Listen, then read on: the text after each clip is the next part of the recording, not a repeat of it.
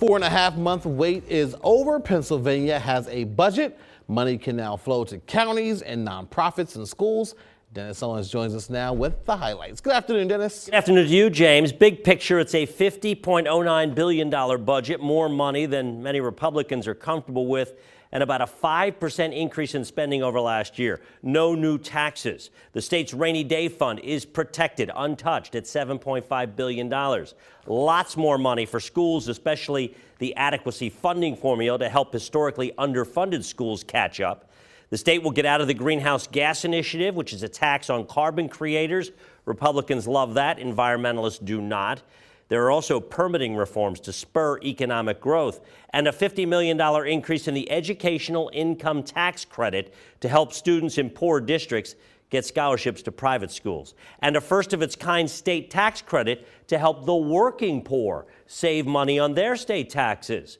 Most lawmakers liked some things, didn't like others, but it easily passed both chambers.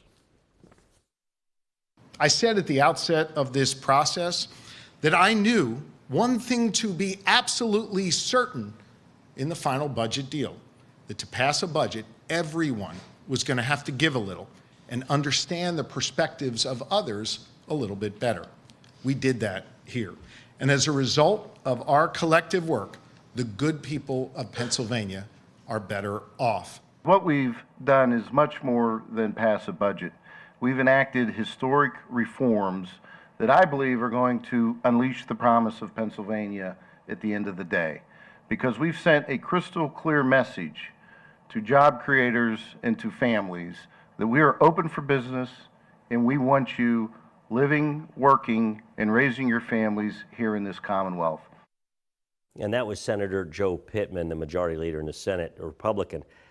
How can the state call it balanced when it is actually spending billions more than it takes in?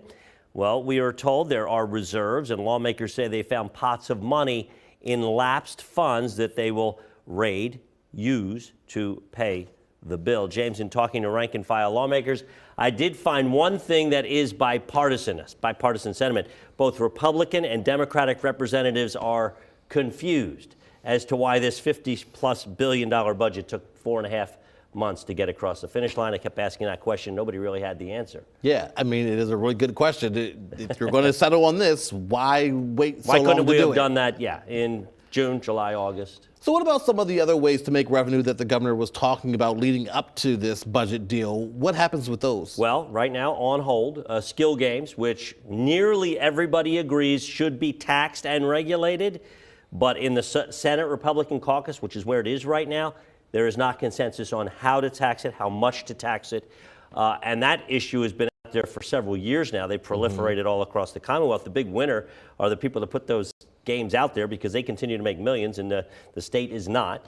And then also the legalization of recreational marijuana, which a lot of people are talking about generating revenue. There's a little more, there's not as much agreement on that as there is on skill games, but neither of those are in this year's budget, and together could raise as much as $500-600 million. And what are you working on for tonight? Well, we have an interview where we're going to head down. We have an interview with Governor Josh Shapiro. You may have heard of him. Yes. We'll be at the governor's residence today with him, and we'll be asking him about the budget, a couple other issues going on at the state capitol. And what's next for him now that the budget is done? Okay, what's the next priority?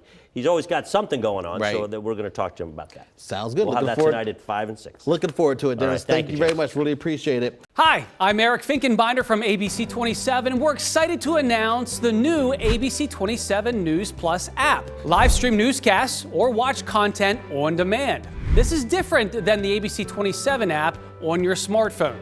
You can check this out at home, and it's very easy to use. With a Fire Stick, go to the homepage, scroll down to search. From there, enter ABC 27. Move over to the apps, and there we are. Click the icon and install. It's just that easy.